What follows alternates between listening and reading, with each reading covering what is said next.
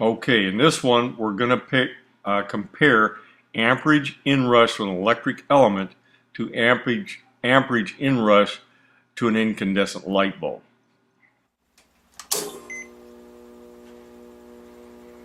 Okay, we're set up on that first element, and this meter's an inrush meter, so it's going to show, there it is, 21.25 is the maximum amperage.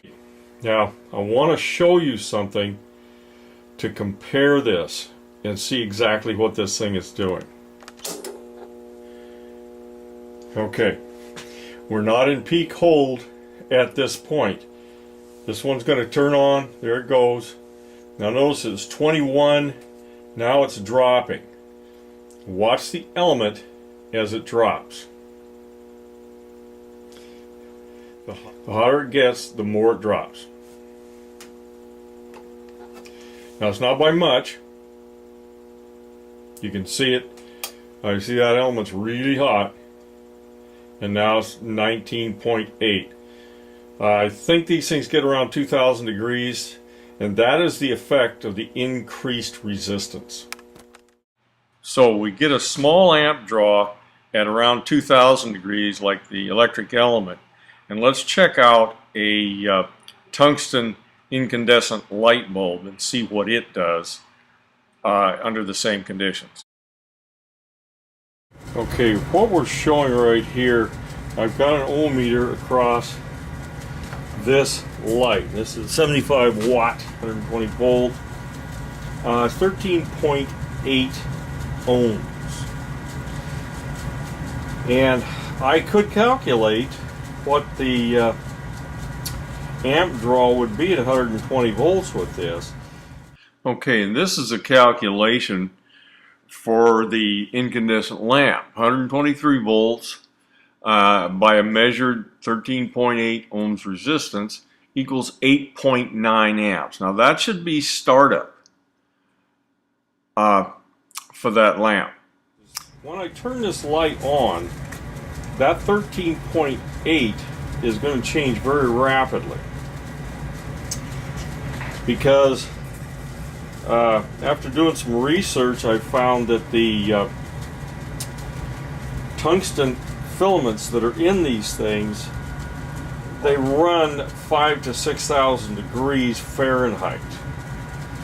So with that high a temperature, and compared to furnace elements, which run, it seems to be about 2,000, that difference in temperature is what gives them such high resistance once they warm up. Now I'm going to fire this thing up, and I'm going to put a Inrush meter on it, and we'll see if it'll do if it'll check the Inrush, because the Inrush should be 10 or 15 times what the normal rating would be, which is about 0.6 of an amp. Now before I start this thing, I've set this up on a 10 times reading.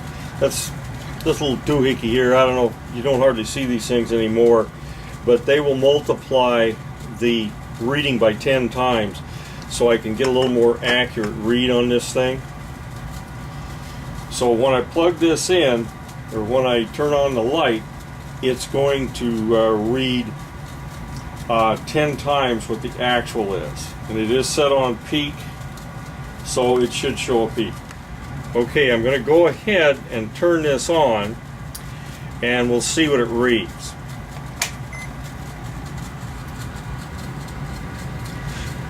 Okay, it shows 6.99, so that's 0.69.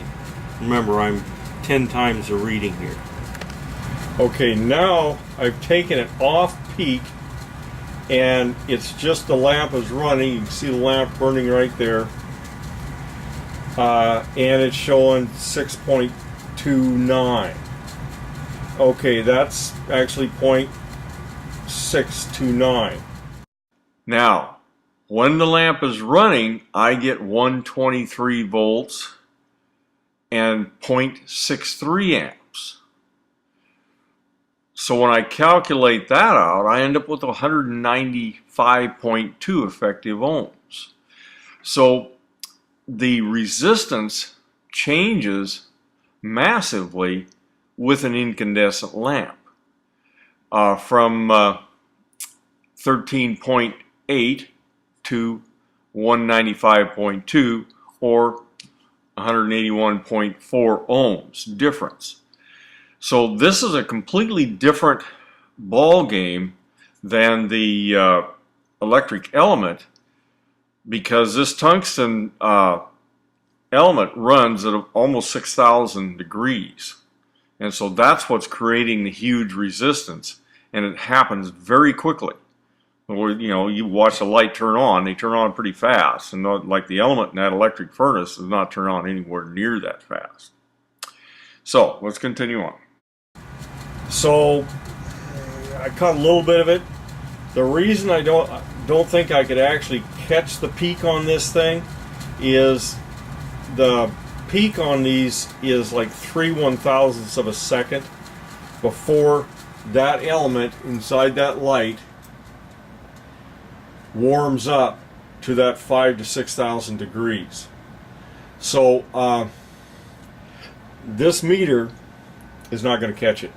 It caught just a little piece of it. But the difference between this type of light here and the heating element, like we're looking at right there, is the heating element takes quite a while to warm up. You've seen this thing warm up very slowly, and this light turns on almost immediately, and it is running 5,000 to 6,000 degrees, and the element is running about 2,000 degrees. So that's why we have a difference between incandescent lights and electric furnace elements. Now, there are manufacturers that use contactors rather than sequencers. Remember, we started this out with, well, the sequencers are put in there so that we didn't kick a breaker from Inrush.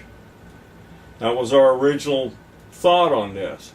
Well, there is no real inrush in these elements because they're colder than the light, and they warm up much, much slower than the light. There is a difference in amp draw when these things warm up, but it's not very much. So you can use contactors in electric furnaces. Now, Honeywell makes a set of contactors made just for electric furnaces. Train has never used anything but contactors, and I think Magic Chef, they used to use contactors. So contactors are okay in the electric furnaces. Sequencers are not necessary. Well, I hope I've made sense in this explanation. Give me a comment if I haven't.